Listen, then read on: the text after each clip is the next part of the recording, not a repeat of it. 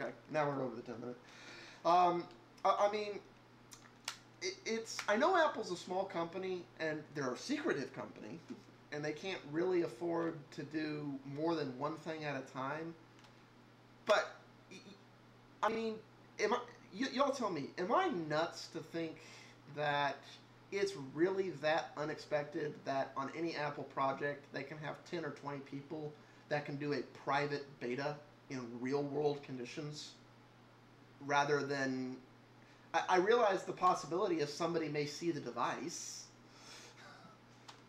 which is a no-no in the iWorld, but to avoid problems like this from ever seeing the light of day, I mean, I think it's a fair trade-off. That's. I personally would agree, but I don't know. I don't exactly know all of Apple's history, why they behave as paranoid as they do. Well, some people say it's because they had. Some people blame it all the way back on the 1984 stuff.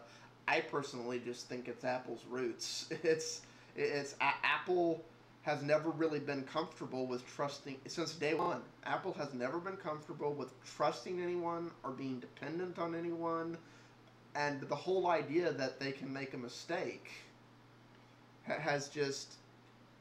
It's not part of the Apple culture. The idea that maybe Apple didn't get it right, the idea that maybe we overlooked something as Apple it's blasphemy. It's against the holy doctrine. Apple is perfect. Apple is pure. Apple does not make mistakes. They're the world where nothing can go wrong, wrong, wrong, wrong. But anyways, James, you had something you were going to say a second ago. Yeah, well, Leo was saying that this stuff is happening on other smartphones, and you were saying that this is because the FCC forces people to put the antenna here. When did the FCC start enforcing that? Because when the brain cancer stuff started going around in the late 90s, early aughts, or was it mid 90s, late 90s? Once upon a time, cell phones were just regulated for frequency, and then some of them were potentially causing brain cancer and other things like that. So they put these very finite regulations on where the antenna can be, how it can, everything. It's very, very constricting now. Is this problem that losing reception limited to smartphones? Well, it's honestly, I've never had a reception problem with my smartphone.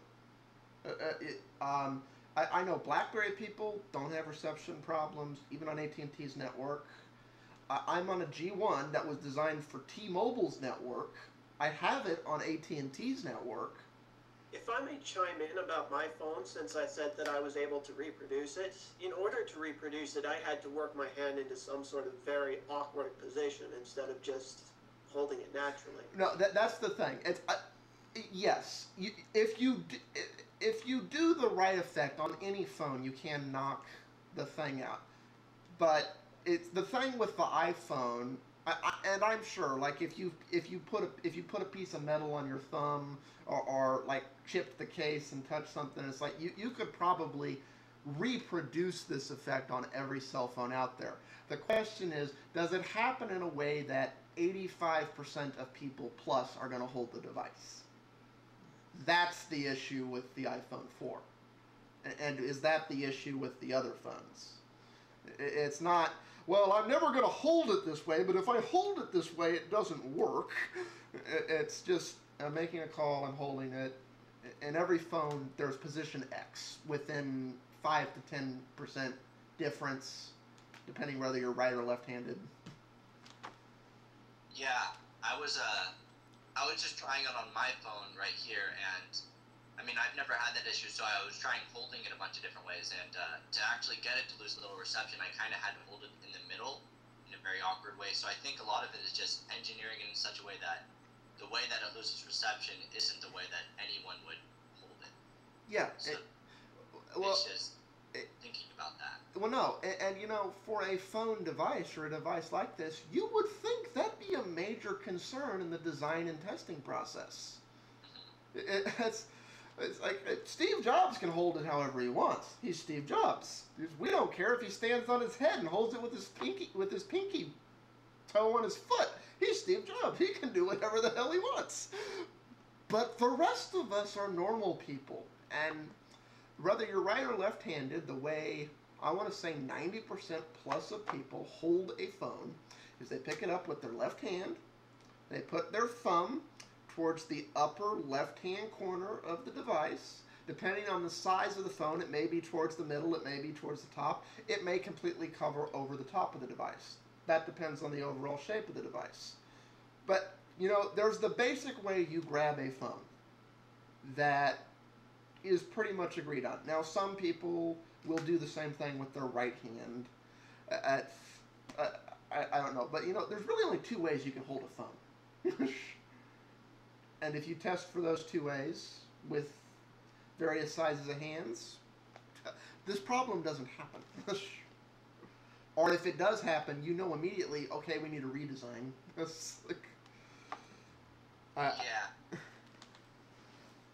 Like I said, you know, if they had bothered to send, I don't think Apple knew about this. I think they found out about it right during that keynote. I think that's when Steve Jobs found out about it. I would love to know if he actually realized that that was what the problem was, and he's a better actor than any of us realized, or if he just attributed it to that building. I'm willing to bet he just attributed it to that building and didn't realize it was this big a problem. Otherwise, somebody probably would have been fired that night. I don't know if anyone's been fired yet. that's yeah. Oh, but I still can't believe they're saying there's no issue. Supposedly they're releasing a patch to fix this. I don't know how much that's doable. If it's something that can be replicated on other phones, how are they going to submit a software patch for it? Well, and what makes this infinitely worse on the iPhone 4 as opposed to other phones is on other phones the antenna is inside the device, so you have a non-conductive case that insulates the antenna from your physical touch, which is why when you put the band on the iPhone 4, this thing goes away. Because it's simulating the idea of, okay, there's a case on the antenna now. It's not in physical contact with me. With the iPhone 4, the antenna is actually outside the device, which is unique to the iPhone 4. I think there's only... we haven't had antennas outside cell phones in, forever. I'm trying to think.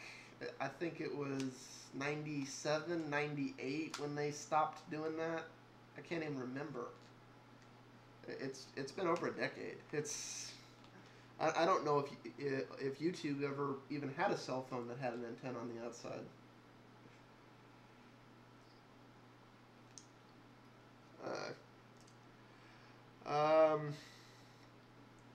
So I mean,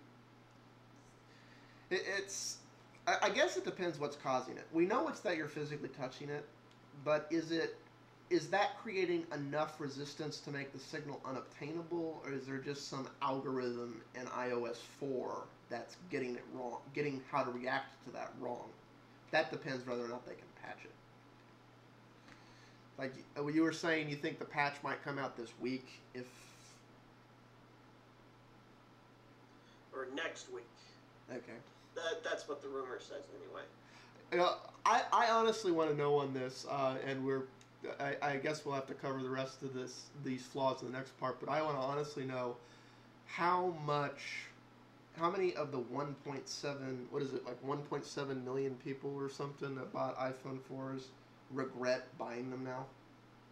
Like it's hard to regret buying an Apple product, but you know, if you can't touch it, because this is like the thing every Apple person wants to, whether you love or hate Apple, if you buy an Apple, you want to touch it, you want to play with it.